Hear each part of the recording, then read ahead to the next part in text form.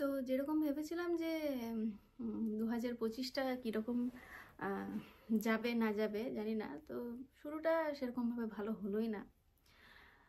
কারণ এতদিন পরে ব্লগ দেখে হয়তো বুঝতে পারছেন যে কিছু একটা কারণ ছিল যার জন্য এতদিন ব্লগ দিতে পারিনি। তো আসলে বাড়িতে একটা দুর্ঘটনা ঘটে গেছে। আমার শাশুড়ি মা, মানে তুহিনের মা, মারা গেছেন 12ই জানুয়ারির ইন্ডিয়ার রাত 12টার পরে, মানে আলটিমেটলি সেটা 13ই জানুয়ারি হয়ে যায়, একদম মকর সংক্রান্তির দিনে। তো এই লাস্ট কদিন বলতে গেলে এক সপ্তাহেরও বেশি ধরে টেনশন নানা রকম চলছিল বাড়িতে। আর তারও আগে মাসখানেক আগে থেকে ব্যাপারটা শুরু হয়েছিল। শরীরটা খারাপ ছিলই ওনার, কিন্তু লাস্টের দিকে আরও বেশি ডিগ্রেড করে যাই হোক দুর্ঘটনাটা ঘটলো। তো এটা ব্যাপারটা আমাদের কাছে প্রত্যাশিতই ছিল, মানে খুব একটা যে হঠাৎ করে হয়েছে সেটা নয়। তবে হ্যাঁ, উনি শেষের দিকে অনেকটা রিকভার করে গেছিলেন। তা সত্ত্বেও অনেক সময় বলে না যে আমাদের হাতে তো কিছু থাকে না, মেডিকেল সায়েন্স যতই উন্নত হোক না কেন, কিছু না কিছু সময়ে আমাদের বডি আর কি সেখানে সাপোর্ট করা ছেড়ে দেয়। তো যাই হোক, এই কারণে এই কদিন ব্লগ দিতে পারিনি। আর মানে ব্লগে কি দেখাবো সেটাও তো বুঝতে পারছি না, কারণ হঠাৎ করে মনে হচ্ছে যেন লাস্ট 7 দিন ধরে জীবনটা একটু থেমে গেছে। কারণ কাজ বলতে ঘরে যেটা নিয়ম আর কি, আমরা তো যেতে পারিনি ইন্ডিয়াতে, তাই বাড়িতে থেকে যেটুকু নিয়মকানুন পালন করা সেটাই করছি। বাড়িতে এখন যেহেতু অনেকেই হয়তো একই রকম নিয়ম হয়তো আপনারাও ফলো করেন, যে বাড়িতে বাড়ি পরিষ্কার করা বা বাড়িতে রান্না করা যেহেতু একদমই চলে না, তো আমিও সেটা একদমই করছি না এখন। যদিও আমি কিন্তু 100% মানতে পারছি না ব্যাপারটা, কারণ যেহেতু রিনি আর রনু দুজনেই ওরা স্কুলে যাচ্ছে আর ওদেরকে আমরা এই নিয়মের বাইরেই রেখেছি। তো সেই কারণে কোনো দিন আমাকে একটু রান্না করতে হচ্ছে ওদের জন্য, যদিও সেটা পুরোটাই ভেজ রান্নাই করছি এখন। আর আমার আর তুহিনের তো একবেলা হবিষ্যি আর একবেলা ফল মিষ্টি খেয়েই কাটছে। তো লাস্ট কদিন ধরে জীবনে তেমন কোনো আপডেট নেই, মনে হচ্ছে যেন হঠাৎ করে আমরা কোথাও একটা থেমে গেছে। হাতে প্রচুর সময় এখন, প্রচুর সময়, কিন্তু করার কিছুই নেই। আর প্রথম 3 দিন তো এখানে যেটা নিয়ম আছে যে বাড়িতে কেউ মারা গেলে, সেটা প্রাইভেট জবই হোক বা গভর্নমেন্ট জবই হোক, প্রথম 3 দিন একটা গভর্নমেন্ট লিভ পাওয়া যায় এখানে। তো তুহিনও সেই জন্য প্রথম 3 দিন অফিসে কাজ করেনি, এখনও করছে না। মানে হয়তো দিনে হয়তো খুব বেশি হলে একটা কল ওর থাকে, কি সেটাও থাকে না। আর আমি তো বিশেষ কারণে চাকরিটা কয়েকদিন আগে আমি ছেড়ে দিয়েছি। আমার যে ডে কেয়ারের চাকরিটা ছিল সেটা আমি আর কন্টিনিউ করছি না। যাই হোক, এখন ব্লগে হয়তো তেমন কিছু আপনাদের সঙ্গে শেয়ার করতে পারবো না, তবুও যেটুকু আমরা যেভাবে লাইফ এই কটা দিন কাটালাম বা কাটাচ্ছি সেটুকুই একটু জাস্ট ব্লগে থাকবে। আশা করি এই সময়টা পেরিয়ে যাব, আমরা সবাই পেরিয়ে যাই, আমরাও পেরিয়ে যাব। ঘরেই আছি সবাই। রিনিরানো অবশ্যই স্কুলে আছে, ওদেরকে স্কুলে ছাড়তে বা স্কুল থেকে নিতে, বাস থেকে নিতে যেটুকু বেরোতে হচ্ছে সেটাই আমরা বেরোচ্ছি। তো যাই হোক, তাহলে চলুন ব্লগটাকে কন্টিনিউ করি। এখন কি কাগজ নিয়ে বসছিস তুই? আরে ওই মায়ের আমার কাছে না মায়ের অনেকগুলো ফটো আগে তোলা ছিল, তো আমি এখন যেগুলো আছে সেগুলো আছে, কিন্তু আমি ভাবছি যে মায়ের ভালো ফটো নিয়ে বাঁধিয়ে দিতে হবে। তো আর যেতে তো পারলাম না। কিছু করার নেই, মন খারাপ করে লাভ নেই, কারণ সবসময় সবকিছু আমাদের হাতে থাকে না।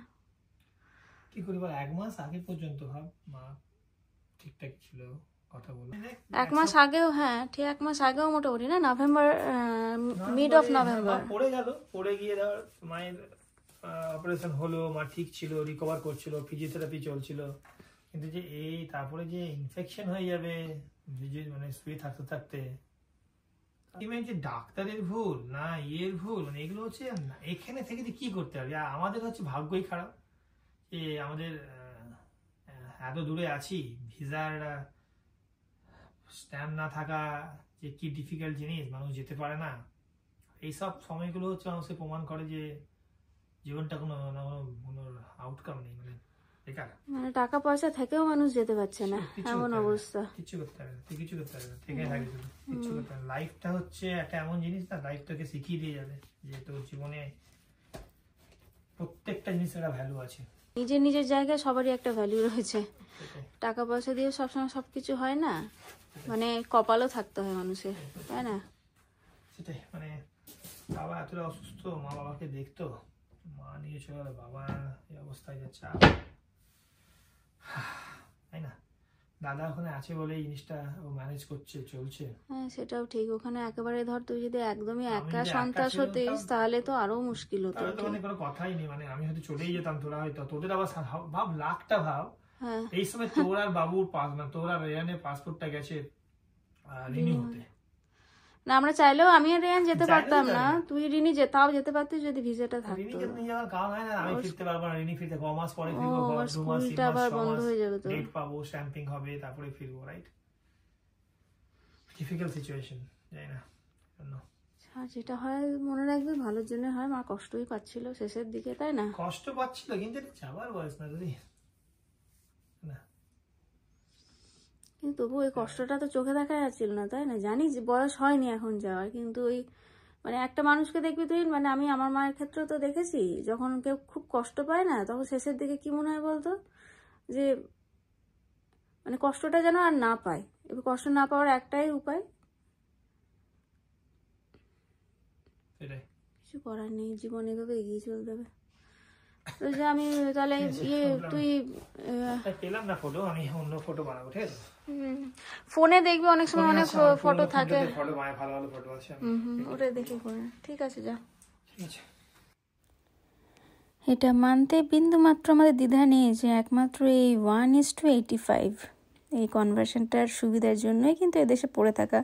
নয়তো কে চায় বলুন তো এরকম একটা জীবন যেখানে মন চাইলেও উপায় নেই যে নিজের মানুষের শেষ সময় তাদের পাশে থাকবো।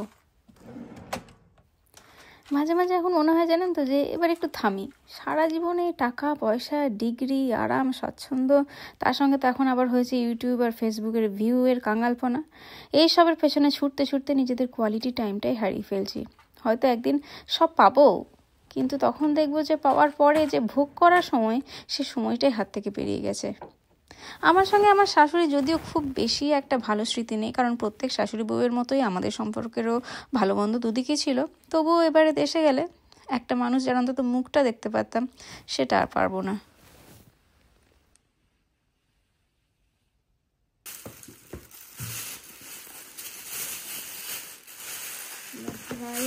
পনির আর তার সঙ্গে মনে হয় রুটি দিয়েছে। আমি ভাবছিলাম আজকে তোদের জন্য আমি বানাবো, পনির বানাবো।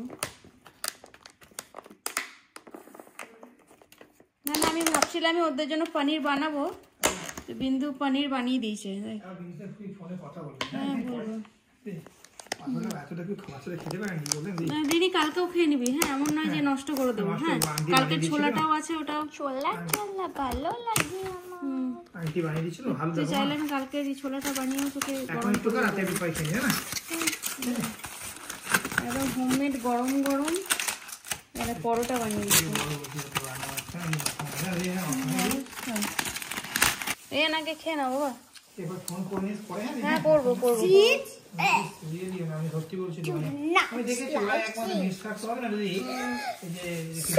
না না এরকম নেবার পাওয়াটাও হচ্ছে ভাগ্যের ব্যাপার, সত্যিই তাই। এরকম মানে বলছি তো, কালকে ও দিয়ে গেল একবার, ও ইজিলি চাইলে কি বলতে পারতো যে আমার কাজ শেষ হয়ে গেল একদিন দিয়ে দিলাম, তাই না? আন্টি ওটাই ভাবতে পারতো, কিন্তু আজকে কোনো কিছু জিজ্ঞেস না করে আবার আজকে দিয়ে গেছে।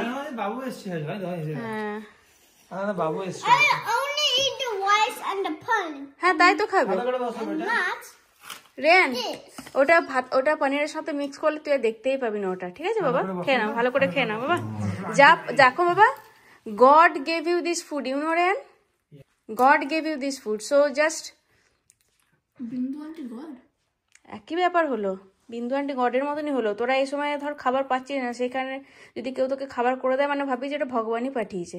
হ্যাঁ বিন্দু আন্টিও গড নিশ্চয়ই, কারণ বিন্দু আন্টির মধ্যে ওই যে ভালো যে ইয়েটা, ধর একটা ভালো একটা থট কাজ করেছে যে না বাচ্চাগুলোকে, হ্যাঁ যে বাচ্চাগুলোকে পাঠায়, এটা তো কে পাঠিয়েছে? ভালো থটটা কে পাঠিয়েছে? বিন্দু আন্টিকে। বিন্দু আন্টিকে ভালো থটটা কে পাঠিয়েছে? তুমি God. অফকোর্স। আমি কি বিন্দু আন্টিকে বলেছি নাকি যে তুমি আমার রিনি রনকে রান্না করে দাও? ও তো বিন্দু আন্টি তো তুমি yesterday? না, ওরা নিজেরা বানিয়ে দিয়ে গেছে। এটা কেউ কাউকে বলতে হয় নাকি রে? যারা মানে তোর প্রতি যারা কি বলবো সিম্প্যাথেটিক হবে, যারা তোর কেয়ার করবে, তারা এটা শোনা মাত্রই করবে।